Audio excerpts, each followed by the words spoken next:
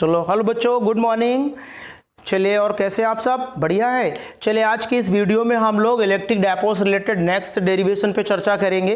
पिछले वीडियो में हम लोगों ने इलेक्ट्रिक डायपोल की एक्सियल पोजीशन, इक्वेटोरियल लाइन और एक जनरल पॉइंट पर इलेक्ट्रिक फील्ड की वैल्यू निकाली थी। आज इसके एक बहुत ही महत्वपूर्ण डेरिवेशन पढ़ेंगे कि इलेक्ट्रिक डायपोल के कारण इलेक्ट्रिक डायपोल को जब इलेक्ट्रिक फील्ड में रखा जाता है तो उस पर कितना बल आघूर्ण यानी कितना टार्क लगता है। ठीक है, तो जैसे हमारे पास ये एक इलेक्ट्रिक डायपोल हो गया।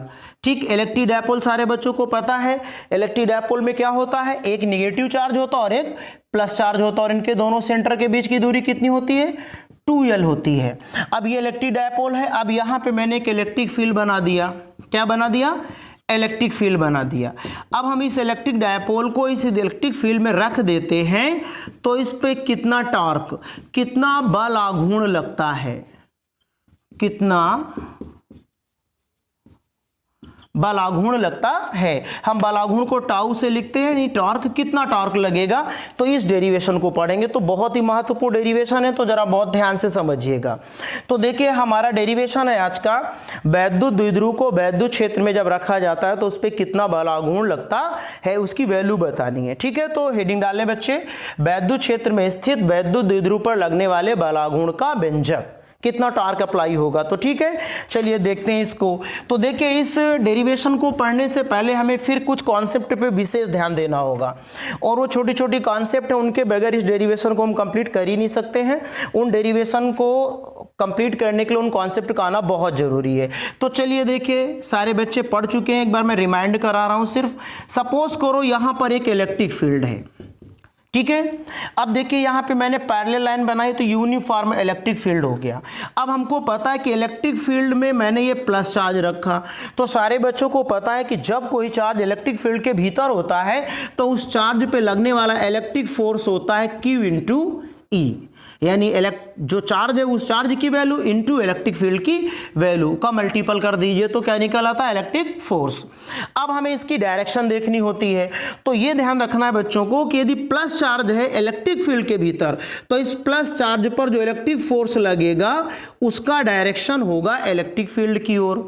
और यदि हमारा चार्ज निगेटिव है तो फोर्स तो सेम लगेगा लेकिन डायरेक्शन इलेक्ट्रिक फील्ड के जस्ट अपोजिट हो जाता है। तो पहली कॉन्सेप्ट याद रखनी है सारे बच्चों को। तो फर्स्ट कॉन्सेप्ट याद हो गई कि नहीं याद हो गई, कि जब भी कोई इलेक्ट्रिक चार्ज किसी इलेक्ट्रिक फील्ड के भीतर स्थित होता है तो उस पर एक इलेक्ट्रिक फोर्स लगता है जिसकी वैल्यू होती है Q इंटू E।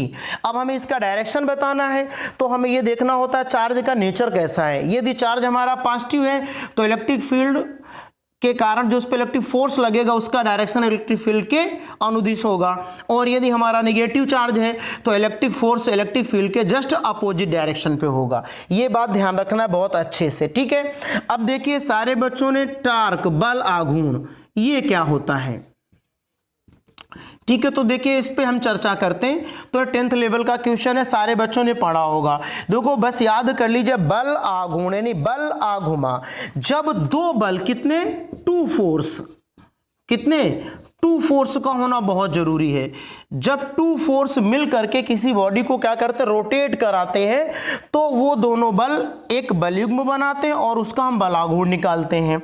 ठीक है, तो बल आघूर्ण के लिए कितने बलों का होना बहुत जरूरी, 2 फोर्सेस होने चाहिए, और वो दोनों बल मिलकर के क्या करेंगे, वस्तु को घुमाने का प्रयास करेंगे। ठीक है, जैसे फॉर एग्जांपल मैं यहाँ पे एक फिगर बना दूं, यहाँ पे देखिए एक A और B बॉडी हो गई। चले, इस B बॉडी में एक फोर्स इधर लग रहा है F2, A बॉडी में फोर्स इधर लग रहा है F1, और बॉडी पॉइंट O के परितः रोटेट कर रही है, घूम रही है।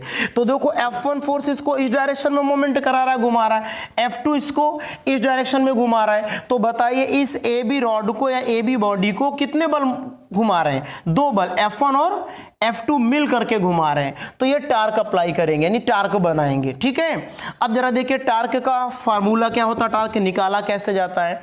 तो जो 2 बल, 2 फोर्सेस लेते हैं उनमें से कोई एक फोर्स ले लेते हैं, एक बल ले लेते हैं, और दोनों बलों की क्रिया रेखाओं के बीच की लंबवत दूरी, दोनों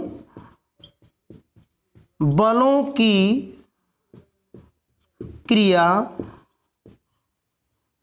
रेखाओं के बीच की लंबवत दूरी। तो फोर्स में क्या करते हैं, दोनों बलों की क्रिया रेखाओं के बीच की लंबवत दूरी का मल्टीपल कर देते हैं तो हमारा टॉर्क निकल आता है। ठीक है, अब यहां पर देखिए बलों की क्रिया रेखा, ये क्या होता है, एक्शन लाइन ऑफ फोर्स। बलों की क्रिया रेखा का मतलब क्या होता है, बहुत आसान है।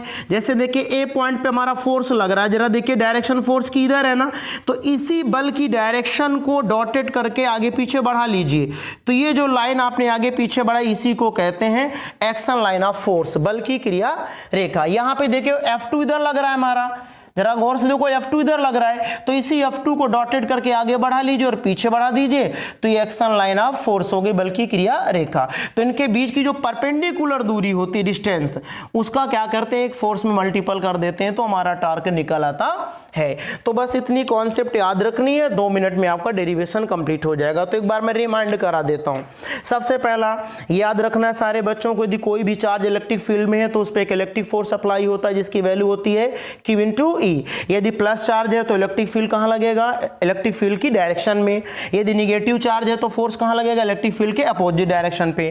ठीक है, टार्क कैसे अप्लाई होता है, जब दो बल मिलकर के किसी बॉडी को रोटेट कराते हैं तो वहां पे टार्क निकाला जाता है। फार्मूला होता है एक बल, दोनों बलों में से कोई एक बल ले लेते हैं और दोनों बलों की जो एक्शन लाइन होती है उनके बीच की परपेंडिकुलर डिस्टेंस ले लेते हैं और दोनों का गुणा कर देते हैं तो हमारा टार्क निकल आता है। तो देखिए इन्हीं कॉन्सेप्ट को हम यूज करेंगे और आसानी से डेरिवेशन कंप्लीट कर देंगे। ठीक है, तो चलिए देखते हैं कैसे करते हैं। तो सपोज करो हमारे पास ये इलेक्ट्रिक फील्ड हो गया। ठीक है, ये एक यूनिफॉर्म इलेक्ट्रिक फील्ड है। ठीक है, एक समान इलेक्ट्रिक फील्ड हो गया हमारा। अब हमने क्या किया, इसमें एक इलेक्ट्रिक डायपोल को, ये देखिए इलेक्ट्रिक डायपोल, ये प्लस और ये निगेटिव हो गया हमारा, ये इलेक्ट्रिक डायपोल हो गया। यहाँ पे बढ़ा लेते हैं थोड़ा सा, ये निगेटिव, नाम है AB। तो ये हमारा इलेक्ट्रिक डायपोल हो गया, जरा गौर से देखिए AB क्या है हमारा, इलेक्ट्रिक डायपोल हो गया। ठीक है, ये कहाँ रखा हुआ है, इलेक्ट्रिक फील्ड में रखा हुआ है। और कैसे रखा हुआ है, इलेक्ट्रिक फील्ड के साथ थीटा एंगल बना रहा है। कितना एंगल, थीटा एंगल मेंशन कर रहा है, मतलब थीटा कोण पे रखा हुआ है। ऐसे सपोज कर लीजिए इसको कि इलेक्ट्रिक फील्ड के साथ ये कितना एंगल बना रहा है, थीटा। तो ये हमारा इलेक्ट्रिक डायपोल हो गया, नाम क्या है, AB। ठीक है, आप जरा देखिए गौर से, तो जब ये हमारा इलेक्ट्रिक डायपोल AB है जिसके बीच की दूरी कितनी होगी, 2L। अब मैंने इसको इलेक्ट्रिक फील्ड के अंदर तिरछा रख दिया, तो अब बताइए ये प्लस चार्ज है क्योंकि प्लस और माइनस चार्ज से मिलके बना होता है। तो बताओ ये प्लस चार्ज है ना, तो बताइए इस प्लस चार्ज पे कितना फोर्स लगेगा। तो प्लस आवेश पर, कितने आवेश पर, प्लस आवेश पर लगने वाला वैद्युत बल, अभी अभी हम लोगों ने पढ़ा, वो होगा F1 बराबर Q × E। अब बताइए प्लस चार्ज है तो इतना इलेक्ट्रिक फोर्स लगा, डायरेक्शन इलेक्ट्रिक फील्ड की और होगा, तो इधर ये देखिए फोर्स लगा F1। अब आ जाइए निगेटिव चार्ज है तो निगेटिव चार्ज भी इलेक्ट्रिक फील्ड के भीतर है, तो बताइए माइनस आवेश पर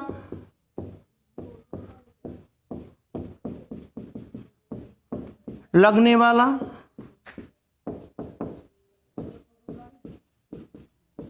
वैद्युत बल, वो कितना होगा हमारा, F2 equal Q × same force लगेगा, डायरेक्शन कहाँ होगा, जस्ट अपोजिट।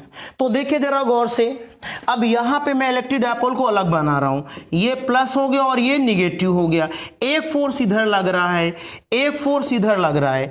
तो जरा गौर से देखिए, ये वाला फोर्स इसको इस डायरेक्शन में मूवमेंट करा रहा है और ये वाला फोर्स इसको इस डायरेक्शन में मूवमेंट करा रहा है। तो जैसे हमारे पास इलेक्ट्रिक डायपोल है, यहाँ पे गौर से देखिए ये इलेक्ट्रिक डायपोल है। अब एक बंदा इसको इधर खींच रहा है, एक इसको इधर खींच रहा है, तो इलेक्ट्रिक डायपोल क्या करेगा, मूवमेंट करके ऐसे आ जाएगा। तो बताओ ये मिड पॉइंट के परितः क्या करेगा, रोटेट करेगा और इलेक्ट्रिक फील्ड के कैसे आ जाएगा, पैरेलल आ जाएगा। अभी देखिए ऐसे रखा हुआ है। ठीक, अब जब इसको इस पे ये फोर्स ये लग रहा है, इधर ये लग रहा है, तो ये इसको इधर खींचेगा, इसको इधर खींचेगा, तो चलो इधर खींचते, इसको इधर खींचते, तो ये घूमकर इलेक्ट्रिक फील्ड के कैसे आ जाएगा, पैरेलल आ जाएगा। कैसे आ जाएगा, पैरेलल आ जाएगा। तो बताइए इस इलेक्ट्रिक डायपोल को कितने फोर्स घुमा रहे हैं, F1 और F2।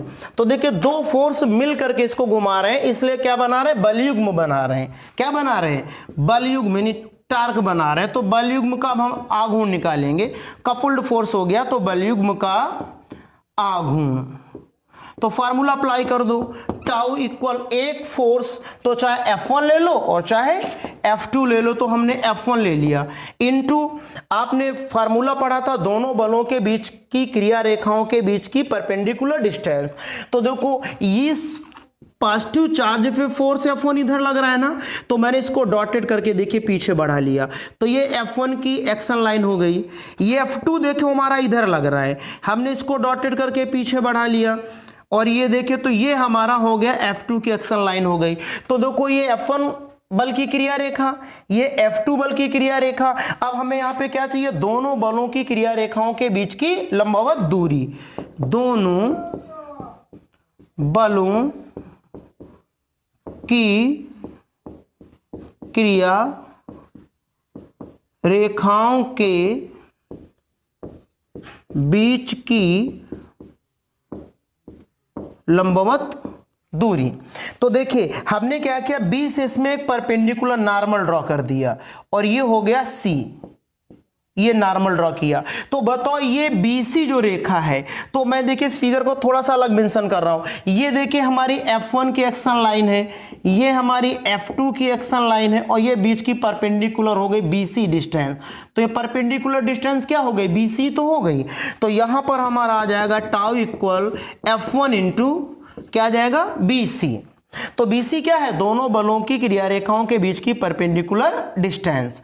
तो अब देखिए हमारे पास ये फार्मूला आ गया, तो टाउ इक्वल निकला F1 इंटू BC। अब देखिए फिगर में ट्रियंगल ACB में, अब देखिए ये 90 अंश का एंगल होगा, तो ये सामने की भुजा क्या बन जाएगी, कर्ण, और ये थीटा है तो थीटा के सामने क्या होगा, लंब, और ये भुजा क्या बन जाएगी हमारी, आधार। तो अब जरा गौर से देखो, कर्ण पता है कितना है 2l, हमको BC चाहिए यानी लंब चाहिए, तो इसमें फार्मूला अप्लाई कर देते हैं साइन थीटा। तो साइन थीटा बराबर क्या हो जाएगा हमारा, BC अपॉन AB। तो BC अपॉन AB कितना हमारा 2l। तो बताओ यहां से BC इक्वल कितना आ गया हमारा 2l साइन थीटा। तो अब इस VC की वैल्यू जो निकली वो यहां अप्लाई कर दीजिए। तो अब बताइए हमारा फार्मूला क्या निकलेगा, टाउ इक्वल कोई भी एक फोर्स यहां पे रख लीजिए, F1 की वैल्यू क्या है QE इंटू हमारा BC कितना निकला 2l साइन थीटा। अब हमने पढ़ा है Q इंटू 2l इक्वल होता है P, जिसको बोला जाता है इलेक्ट्रिक डायपोल मोमेंट। तो इस तरह से टाउ बराबर आ गया हमारा PE साइन थीटा। तो इलेक्ट्रिक डायपोल पे लगने वाले टार्क का वैल्यू आया tau equal PE sine theta. तो समझ में आ गया होगा बच्चों को, इसे नोट कर सकते, बहुत आसान है। प्लस चार्ज पे इतना फोर्स लगा, नेगेटिव चार्ज में इतना फोर्स लगा। अब चूंकि ये दोनों फोर्स मिल करके इलेक्ट्रिक डायपोल को क्या करते हैं, वैद्युत क्षेत्र के यानी इलेक्ट्रिक फील्ड के पैरेलल लाने का प्रयास करते हैं, अर्थात बलयुग्म बनाते हैं। ठीक, तो यदि बलयुग्म बनाएंगे तो उसका टार्क निकालना पड़ेगा। तो बलयुग्म का आघूर्ण तो देखिए कैसे निकालते हैं, टाउ इक्वल एक फोर्स और दोनों फोर्सों के बीच की क्रिया रेखाओं की लंबवत दूरी। तो ये F1 बल की क्रिया रेखा, ये F2 बल की क्रिया रेखा, परपेंडिकुलर डिस्टेंस क्या हो गई BC। तो tau equal F1 into BC। अब हमने ट्रायंगल ACB से BC को निकाल लिया और F1 की वैल्यू रखा QE और BC की जगह 2l sine theta. Q into 2l हमें पता है इलेक्ट्रिक डायपोल मोमेंट होता है P, तो टाउ इक्वल आ गया हमारा PE साइन थीटा आ गया। ठीक, तो ये हमारा इलेक्ट्रिक डायपोल का टार्क निकल करके आ गया। फिगर भी आपको बनाना पड़ेगा। आप देखिए इसमें से कुछ स्टेप्स होते हैं, केस होते हैं, थोड़े से देख लेते हैं, कभी कभी आ जाते हैं। यदि हम आपसे कह दें कि इलेक्ट्रिक डायपोल को इलेक्ट्रिक फील्ड के पैरेलल रखा गया है, तो बताओ यदि इलेक्ट्रिक डायपोल को हम इलेक्ट्रिक फील्ड के पैरेलल रख देंगे तो पैरेलल केसेस में थीटा कितना हो जाएगा 0। तो बताइए टॉर्क कितना निकलेगा हमारा PE इंटू साइन 0। तो PE साइन 0 का वैल्यू 0, तो टार्क कितना निकलेगा 0, यानी कोई टार्क नहीं अप्लाई होगा। ठीक, दूसरा केसेस, यदि हम इलेक्ट्रिक फील्ड के परपेंडिकुलर रख दें, किसको, इलेक्ट्रिक डायपोल को, तो उस केस में थीटा कितना होगा 90। कैसे हो जाएगा 90, यानी हमारा देखिए इलेक्ट्रिक डायपोल अभी ऐसे रखा हुआ था, अब ये ऐसे रखा हुआ, तो इलेक्ट्रिक फील्ड इधर है हमारा, ये देखिए इलेक्ट्रिक फील्ड इधर है ना, ये देखिए इलेक्ट्रिक फील्ड का डायरेक्शन, और ये हमारा इलेक्ट्रिक डायपोल का हमारा ये P हो गया। तो गौर से देखिए यहाँ पे कितना एंगल हो गया 90, परपेंडिकुलर रखा हुआ है तो थीटा कितना होगा 90, तो टाउ इक्वल हो जाएगा PE साइन 90। तो PE, तो उस केस में हमारा टाउ कैसा होगा, मैक्सिमम हो जाएगा। तो टाउ कितना होगा हमारा, मैक्सिमम हो जाएगा। कितना हो जाएगा, तो टाउ मैक्सिमम हमारा कितना आ जाएगा, PE आ जाएगा। ठीक है, तो अब देखिए इसको जैसे यदि घुमा करके पूरा ऐसे रोटेट कर देते हैं तो टोटल 180 हो जाएगा, तो उस केस को भी अप्लाई करके हम आंसर निकाल सकते हैं। तो इस तरह से हमने इलेक्ट्रिक डायपोल पे लगने वाले टार्क का वैल्यू भी पढ़ा और ये दो केसेस पढ़ लिए। यदि पैरेलल रखा हुआ है तो टाउ मिनिमम होगा 0, और परपेंडिकुलर है तो टाउ कैसा होगा हमारा, मैक्सिमम होगा। ठीक है, तो इससे बच्चे नोट कर ले। और इस तरह से चैप्टर में सिर्फ एक डेरिवेशन बचता है, 2, वो भी जल्दी से कंप्लीट हो जाएगा और आपका पहला चैप्टर कंप्लीट हो जाएगा। ठीक है।